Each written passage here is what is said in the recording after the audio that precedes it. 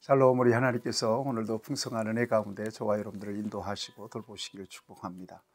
오늘 하나님께서 우리에게 주시는 말씀은 창세기 제42장 18절에서 25절까지의 말씀입니다. 그리스도인이 되었다는 것은 세상에서 구별됐다는 것을 의미하죠. 거룩한 가치를 가지고 세상을 변화시켜야 할 신분을 가진 사람들이 바로 그리스도인들입니다. 우리 예수님은 그래서 너희는 세상의 소금이다, 세상의 빛이다, 이렇게 우리의 이름을 바꿔주셨습니다. 빛이요 소금, 이것은 기준을 의미합니다. 영향력입니다. 빛이 비추어지면 어둠은 금방 물러갑니다. 소금이 들어가면 맛은 달라지게 되어 있습니다. 그리스도인의 삶이 그렇다는 얘기입니다. 선한 영향력으로 세상을 변화시키는 삶을 살아야 하는 것이 바로 그리스도인의 삶의 자리라는 것이죠. 그런데 때때로 우리가 휘둘리고 넘어질 때가 많아요. 세속적으로 죄를 짓고 또 과오를 저지를 때가 많습니다. 또 어떤 경우는 사탄에게 미혹을 받아서 시험에 빠질 때도 있거든요. 그럴 때마다 아주 무겁고죠, 괴롭습니다. 우리 하나님께서는 우리의 연약함을 아시고 죄를 회개할 때 그 모든 죄를 용서해 주시겠다고 약속하셨습니다. 우리가 만일 우리의 죄를 자복하면 그는 미쁘시고 이로사 우리의 모든 죄를 사하시고 우리를 모든 불의에서 깨끗게 하실 것이라고 요한일서 1장 9절에서 말씀하십니다. 회개하면 널리 용서해 주시고 동에서 서가 먼 것처럼 우리의 죄과를 옮기시겠다고 약속해 주셨습니다. 그리스도인이 실수하고 또 연약해서 저지른 죄로 인하여 더 이상 무겁게 괴로운 마음을 가지고 살아서는 안 될 것입니다. 하나님 앞에 회개하고 그리고 용서받고 새로운 삶을 살아야 되겠죠. 저와 여러분에게 그런 은혜가 있기를 바랍니다. 하나님은 기꺼이 우리를 사랑하셔서 기회를 주십니다. 한 번의 죄로 또 허물로 인하여 우리를 정죄하지 않으시는 하나님이신 것을 저와 여러분들이 경험할 수 있기를 바라고 하나님의 선하심을 맛보고 경험하며 누리는 저와 여러분들이 되어야 할 것입니다.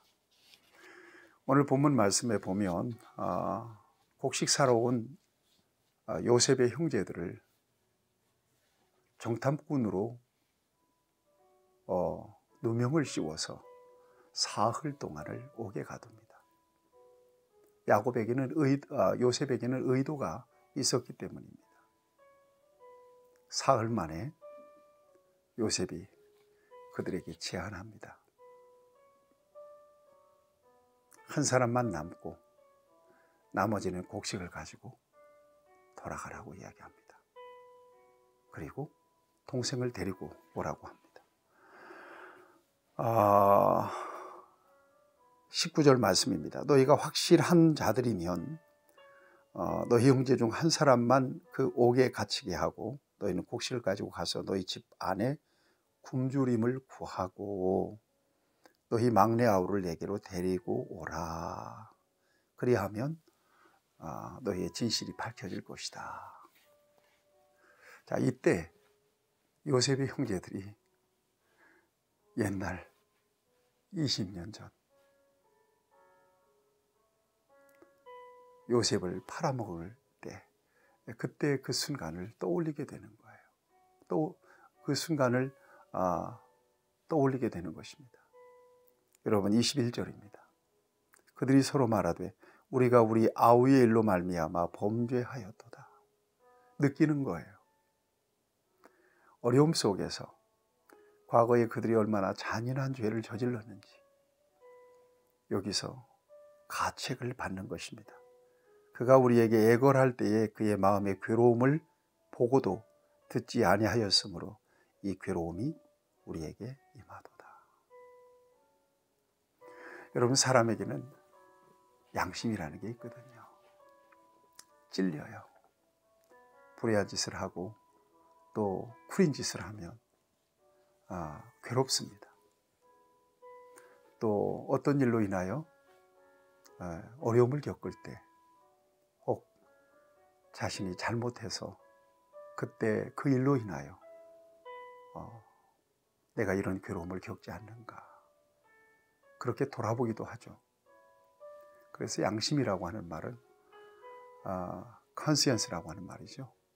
함께 본다는 말이에요. 혼자 한 일이라 할지라도 누군가가 보는 거죠. 누가 볼까요? 우리 하나님께서 보는 거죠. 그러니까 괴로운 거예요. 이런 찔림을 받는 거예요. 이런 어려움이 있을지는 그들이 몰랐을 것입니다. 이때 어떻게 해야 될까요? 하나님 앞에 회개해야 되겠죠. 네. 우리 하나님께서는 저와 여러분들을 깨닫게 하시기 위하여 때때로 기회를 주십니다. 그럴 때 저와 여러분들이 가책 정도가 아니라 하나님 앞에 완전하게 시인하고 돌아서는 그런 자세가 저와 여러분들에게 필요합니다. 그럴 때 하나님께서 새로운 삶을 주세요. 자, 22절에도 보면 루벤이 또 이렇게 얘기합니다. 루벤이 그들에게 대답하여 이르되 내가 너희에게 그 아이에 대하여 죄를 지지 말라고 하지 아니하였더냐. 그래도 너희가 듣지 아니하였느니라. 그러므로 그의 핏값을 치르게 되었도다 하니, 옛날 일 20년 전 일로 인하여 지금 그 형제들이 자중질환이 일어났어요. 그때 내가 그러지 말라고 했지 않냐, 이게 뭐냐, 이런 거예요. 지금 그 죄값을 받는 거다, 막 그러면서 이렇게.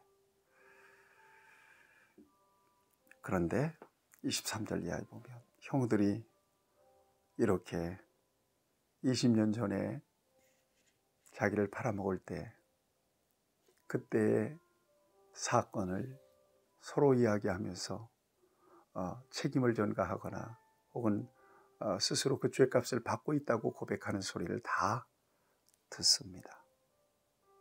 얼마나 가슴이 메어질까요? 그래서 24절에 보면 형들의 자리를 떠나서 요셉이 울고 돌아옵니다. 요셉이 그들을 떠나서 울고 다시 돌아와서 그들과 말하다가 그들 중에 시므온을 끌어내어 그들의 눈앞에서 결박하고, 요셉이 애통하는 마음이 있습니다. 20년 전 사건이 생생하거든요. 요셉 어떻게 잊을 수가 있겠어요? 지금 완전히 입장이 바뀌어서 총리가 된 요셉 앞에서 양식을 얻으러 온 형들이 자기 얘기를 하고 있을 때 그는 감정이 북받쳤던 것입니다. 그래서 가서 울고 옵니다. 그리고 시므온이라고 하는 형을 결박하도록 합니다. 25절 말씀을 보겠습니다.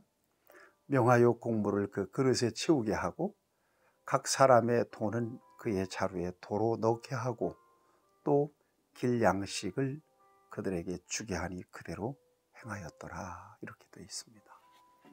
여기까지가 오늘 본문입니다. 오늘 본문 속에서 저와 여러분들이 마음속으로 깊이 묵상할 수 있어야 되는 것은, 가끔마다 컴퓨터를 이렇게 쓰다 보면 이상한 정보들이 이렇게 들어와서 다시 재부팅을 하거나 아니면 청소를 해줘야 되는, 이 파일들을 청소해 줘야 되는 그런 상황들이 생깁니다. 컴퓨터가 느려지고 또 이렇게 오류가 생길 때 오늘 우리의 삶도 그런 시간이 필요하다고 저는 믿습니다. 당연시 해오던 것들이 어느 순간부터 하나님 앞에서 어긋나 있다든가, 나는 잘 모르겠어요. 내가 알 수 없는 그런 순간에 그렇게 어긋나서 가고 있는 거예요. 인지를 못하는 것입니다. 그럴 때 하나님께서 저와 여러분들에게 깨닫는 은혜 주시고 분별의 은혜도 주시고 또 지각도 주시고 자극도 주셔서 하나님이 원하시는 길을, 하나님이 기뻐하시는 자리에서 온전하게 살아갈 수 있도록 인도해 주시기를 원합니다. 우리 하나님은 사랑이시라 우리의 연약함과 우리의 부족함을 익히 아시기 때문에 그건 제가 잘못한 것입니다. 그건 제가 부족해서 그랬습니다. 그것이 저의 연약한 모습입니다. 하나님 내게 은혜를 주세요. 나를 용서해 주세요. 하나님 앞에 회개하고 돌이키며 기꺼이 용서해 주시고 새로운 삶을 살아갈 수 있도록 은혜를 베풀어 주십니다. 오늘도 구별되게 사시기를 바라고요. 우리의 마음속에 걸려있는 모든 죄와 허물들, 하나님과의 관계 속에서 걸림이 되어 있는 모든 장애물들 조용하게 자신을 돌아보며 하나님 앞에 회개함으로써 하나님께서 주시는 용서와 영혼의 평화를 누리며 살아가는 저와 여러분들이 될 수 있기를 바랍니다. 하나님 아버지, 우리가 부족해서 어떤 순간에는 하나님께서 하나님 앞에서 우리의 연약함으로 인하여 지은 죄로 인하여 이런 어려움을 겪는가 하는 생각이 들 때도 있습니다. 우리의 모든 죄, 우리의 모든 허물들을 주께서 아시오니 회개합니다. 용서하여 주시옵소서. 다시는 범한 죄를 짓지 아니하고 용서받은 죄를 짓지 아니하고 정결하고 깨끗한 삶을 살아갈 수 있도록 은혜를 베풀어 주옵소서. 예수님 거룩하신 이름으로 기도하옵나이다. 아멘. 여러분 축복합니다.